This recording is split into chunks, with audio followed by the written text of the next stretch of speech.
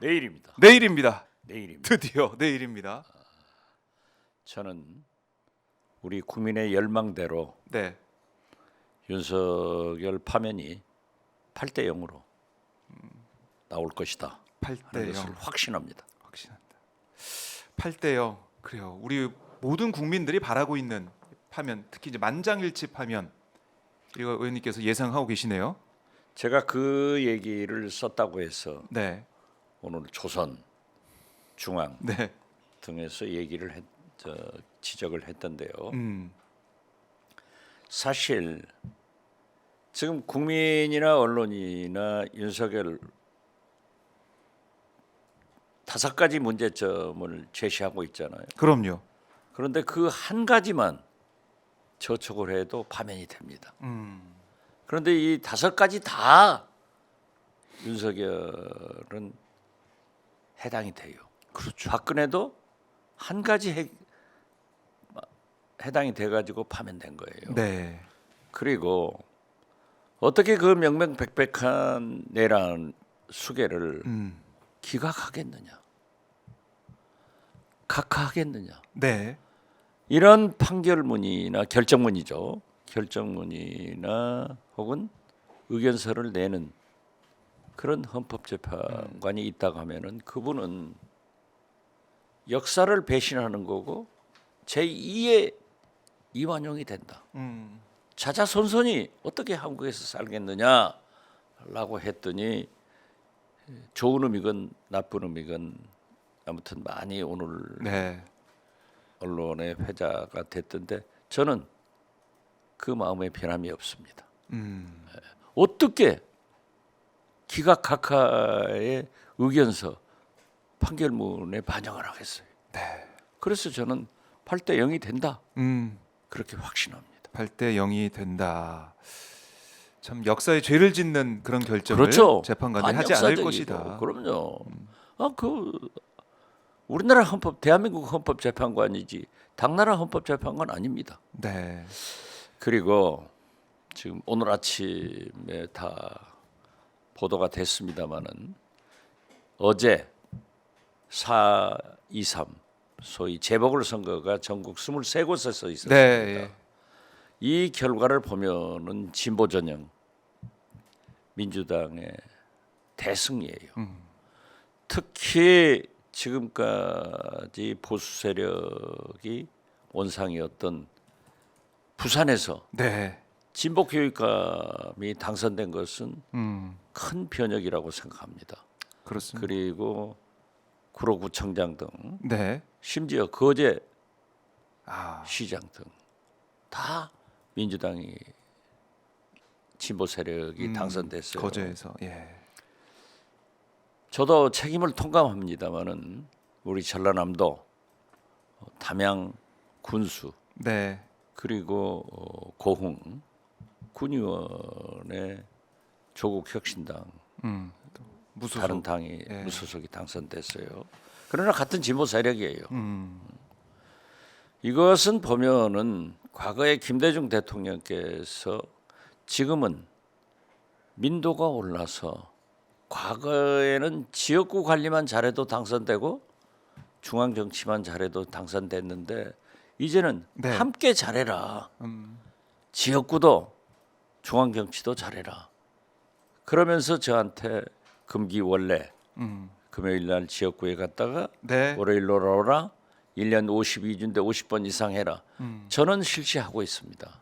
그런데 보니까 역시 이 지방 선거, 지방 정치는 그 지역 주민들과 함께 호흡하면서 희노애락을 같이 한 생활 정치인이 되더라고요. 네. 그래서 이런 면은 굉장히 반성을 하고 저도 광양. 장세일 군수 보궐선거 때는 제가 상임선대위원장으로 13번을 갔어요. 그런데 이번에 담양 이재종 후보 때는 2번밖에 못 갔다고요. 제가 최선을 다하지 않은 것에 대해서 통렬한 책임감을 느낍니다. 네. 그렇지만은 어떻게 됐든 이번 이 진보 진영과 민주당의 승리를 헌법재판관들도 민심의 흐름이 이렇다 그렇네요. 하는 것을 좀 잘 참조 감안해 주시기를 바랄 뿐입니다. 네, 그러니까 우리 국민들의 이제 마음 또 이제 국민들이 생각하는 이 대한민국의 모습을 헌법재판관도 당연히 알아야 되는 것이고 이번 재보궐선거 결과를 보더라도 국민들은 사실은 거제 같은 경우도 또 부산 교육감 선거 같은 경우도 이번에 이렇게 결과 나온 것을 보면 특히나 또 수도권은 말할 것도 없이 이렇게 나온 것을 보면 윤석열 정권은 심판 받았다. 그리고 받아야 되고 앞으로 윤석열이 대통령 복귀하면 안 된다. 이런 생각을 민심으로 확인할 수 있는 거 아니겠습니까? 그렇죠. 그렇기 때문에 이번에 지방자치 기초단체장 등 부산교육감 5개가 국민의힘이 가지고 있었는데 하나만 네, 김천. 그리고 4개는 우리가 승리했단 말이에요. 5대 0에서 1대 4로 승리했다 하는 것은 거듭 말씀드리지만은 헌법재판소는 일반 형사재판과 달리 네, 형사재판이 법과 판사의 양심에 따라서 재판한다. 하지만은 헌법재판소는 법과 국민의 여론, 민심에 따라서 재판한다 하는 것을 감안할 때 저는 이번 선거의 결과도 민심의 흐름을 헌법재판관님들이 잘 참조하시고 감안해 주시기를 바랄 뿐입니다. 네. 사실은 우리가 이제 매주마다 이번 주다 아니면 다음 주 초에는 선고일 지정할 거다 계속해서 그야말로 희망 고문이랄까요? 그런 걸 당해오고 또 하기도 하고 그렇게 했었는데 4월 4일 선고일 딱 지정됐을 때 의원님은 좀 예상하셨습니까? 이번 주 유력하다 보셨습니까? 저는 사실 한덕수 대행 탄핵 네. 또 그리고 최상목 대행 탄핵할 때도 사실상 반대를 했어요. 왜냐하면은 우리의 목표는 윤석열 탄핵이지 네. 나머지는 부수한물이다. 그리고 어쩐지 헌재를 믿자. 헌재는 4월 18일까지는 네. 즉 두 분의 헌법재판관 임기가 4월 18일로 끝나잖아요. 그때까지는 시간이 있다. 그러니까 우리는 역사를 믿자, 네. 국민을 믿자, 헌재를 믿자. 이런 태도 발언을 해가지고 사실 네. 엄청난 비난을 받았습니다. 또 타협하냐? 타협할 사람들하고 타협해라. 예. 그렇지만은 정치권은 운동권이 아닙니다. 항상 문제를 해결하고 풀어가는 솔루션을 제시해야 된다고요. 그렇기 때문에 저는 마지막 3월을 넘기지 마라. 네. 31일 월요일까지도 기대를 하면서 4일, 11일, 네. 15일 세 번의 기회가 있다. 그러니까 계속 헌재를 압박하고 네. 국민 여론이 비등하고 있는데 더 끓도록 올라가 보자. 그런데 예. 최근에 한 일주 전부터 윤석열 탄핵 지지 여론이 50%대에 있는데 이게 60%로 올라가더라고요. 오히려 그리고 더 끌어올랐죠. 중도층에서는 네. 70, 80% 올라가요. 아하. 여론이 변하는 거예요. 예. 그리고 우리 국민은 이미 기정사실로 윤석열 탄핵을 받아들이면서 정권 교체다. 이것도 60%로 가고 더 신기한 것은 30% 박스대에 갇혀 있던 이재명 대표의 지지도가 지난 항소심에서 무죄 판결 후 아예 50%를 넘어가요. 네. 그래서 저는 탄핵 지지, 정권 교체, 이재명 지지가 네. 삼박자로 동반 상승하고 있어서 이걸 헌법재판관들은 너무나 잘 아실 거다. 저는 그렇게 느꼈고요. 어허. 무엇보다도 이재명의 무죄 예. 판결 이것도 영향력이 있었겠지만은 지난 31일 우리가 법사위에서 네. 조국 혁신당 박은정 의원, 우리 민주당 야당 의원들이 얼마나 신랄하게 헌법재판소 사무처장을 예. 향해서 국민의 그러니까요. 음성을 토했냐고요. 이것도 저는 영향을 미쳤다 네. 해서 사실 저는 4월 11일 하지 않을까 했는데 4월 2일 네. 이 재보궐 사이 사이 제복을 예. 재보궐 선거를 전에. 전에 그 여론을 예. 보고 결정한 것 아닌가 이렇게 봅니다. 오히려 이 선고일 지정을 보면서 유권자들이 이제 희망이 있다 이런 그렇죠. 생각을 하고 또 투표장에 나왔을 것 이 같아요. 국민의 승리예요. 예. 국민의 승리. 제가 4월 1일 날 발표했잖아요. 네. 지금 어제 그제 예. 그제 만우절 뉴스처럼 나왔죠. 예. 그제 홍익대 앞에 나가봤어요. 왜냐하면 매불쇼 예, 거기가 스튜디오 거기 있죠. 예. 출연을 위해서 그 근처에서 점심 먹고 3, 40분이 시간 여유가 있어서 홍대 앞에를 한 30분 딱 걸어봤어요. 그런데 거기서 만난 시민들이 네. 저를 보고 파이팅! 어. 축하합니다. 생기가 돌아요.